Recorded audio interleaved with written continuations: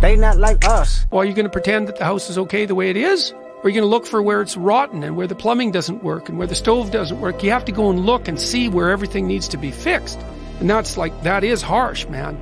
And then in order to do that properly, someone has to have taught you, look, you aren't your problems. You're most fundamentally that which, if it confronts its problems, can solve them.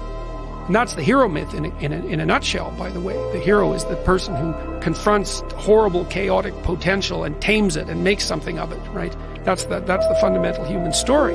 But the problem is that you have to face what you don't want to face in order to fix it.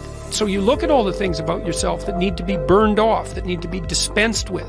And that, man, especially at the beginning, especially if you're screwed up, that may be like 95% of you. It's not pleasant. But if you know that you're the thing that can transcend your problems, most fundamentally, if you know you're the thing that, if it faces the problems, can transcend them, then you have the faith that would enable you to take stock of who you are.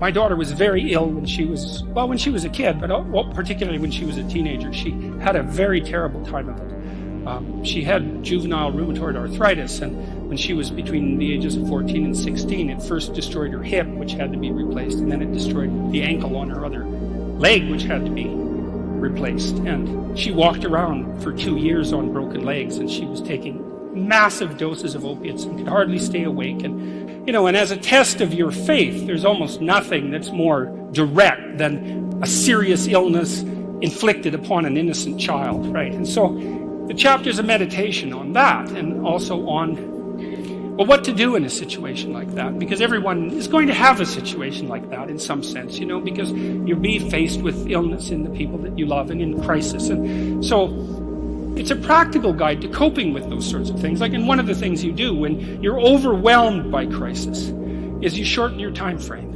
It's like you can't think about next month. Maybe you can't even bloody well think about next week, or maybe not even tomorrow.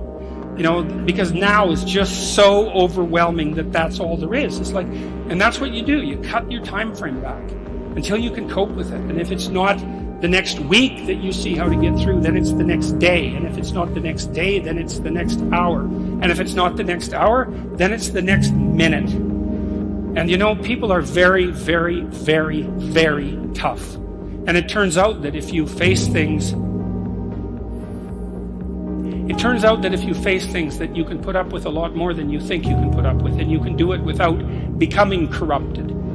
You have to be alert when you're suffering. You have to be alert to the beauty in life, the unexpected beauty in life. And you have to look for that little bit of sparkling crystal in the darkness when things are bad. You have to look and see where things are still beautiful and where there's still something that's sustaining. And you narrow your time frame and you be grateful for what you have, and that can get you through some very dark times. And maybe even successfully if you're lucky. But even if unsuccessfully, then maybe it's only tragic and not absolute hell.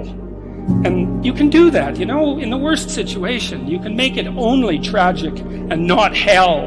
And there's a big gap between tragedy and hell. There's nothing worse at a deathbed than to see the people there fighting. The death is bad enough, but you can take that, as terrible as it is, and make it into something that's absolutely unbearable. And maybe I think, and this is sort of what I closed the book with, is this idea is that if we didn't all attempt to make terrible things even worse than they are, then maybe we could tolerate the terrible things that we have to put up with in order to exist. And maybe we could make the world into a better place.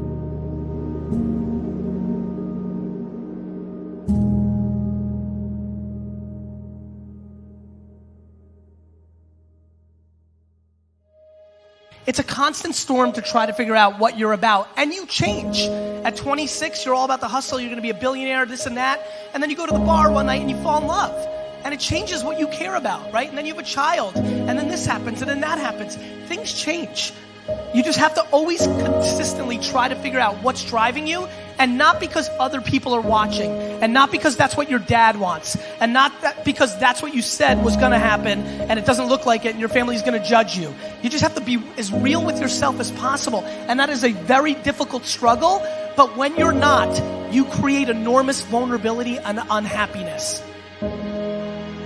Truthful conversations redeem people.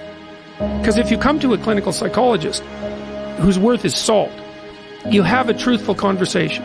The conversation is, well, here's what's wrong with my life, and here's what caused it. Maybe it takes a year to have that conversation, and here's how it might be fixed. Here's what a beneficial future might look like. And so it's a completely honest conversation if it's working well. And all that's happening in the conversation is that the two people involved are trying to make things better. That's the goal. Let's see if we can have a conversation that will make things better. I think one of the factors in the resistance to these ideas of discipline and of taking responsibility for yourself is people recognizing that they're not doing that in their own lives, and they get upset, and instead of looking internally, they try to attack the thing that's upsetting them. They attack your message. They attack the philosophy behind it rather than look internally and objectively and having some sort of introspective point of view where you go, okay, am I reacting to this because this resonates? Like I'm missing this aspect of my life? Does this diminish me? Or is this guy pointing something out that I can benefit from? Very few people are willing to do that. Very few people are willing to take that critical moment to look at their own behavior and look at their own thought process and wonder if the actual adverse reaction they have to this person's message is because they know that they're wrong. Start the process of becoming much more honest with yourself. It will help you make much better decisions, and it will help you in the long run. It may not taste as fun or as glamorous in the short term, but it will put you in a much better position. Stop doing the things that you know are wrong that you could stop doing.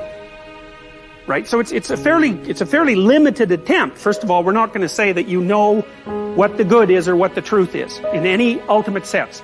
But we will presume that there are things that you're doing that for one reason or another you know are not in your best interests. There's something about them that you just know you should stop. They're kind of self-evident to you. Other things you're going to be doubtful about. You're not going to know which way is up and which way is down. But there are things that you're doing that you know you shouldn't do. Now, some of those you won't stop doing for whatever reason. You don't have the discipline, or maybe there's a secondary payoff, or you don't believe it's necessary, or it's too much of a sacrifice, or you're angry or resentful or afraid. Who knows? But there's another subset that you could stop doing. It might be a little thing. Well, that's fine. Stop doing it and see what happens. And what'll happen is your vision will clear a little bit.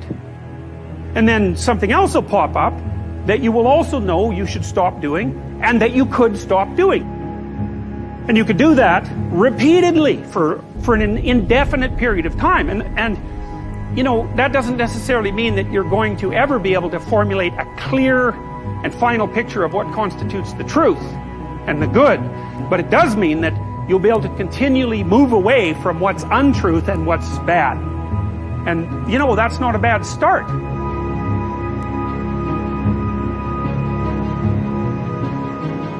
Discipline, it does start with waking up early. It really does. But that is just the beginning. Discipline is the root of all good qualities. But you have to absolutely apply it to things outside of just waking up early. It's everything. It's working out every day, making yourself stronger and faster and more flexible and healthier. It's about disciplining your emotions so you can make good decisions. It's about doing the tasks that you don't necessarily want to do, but that you know will help you. And that's what discipline is. Discipline means taking the hard road, the uphill road, to do what's right.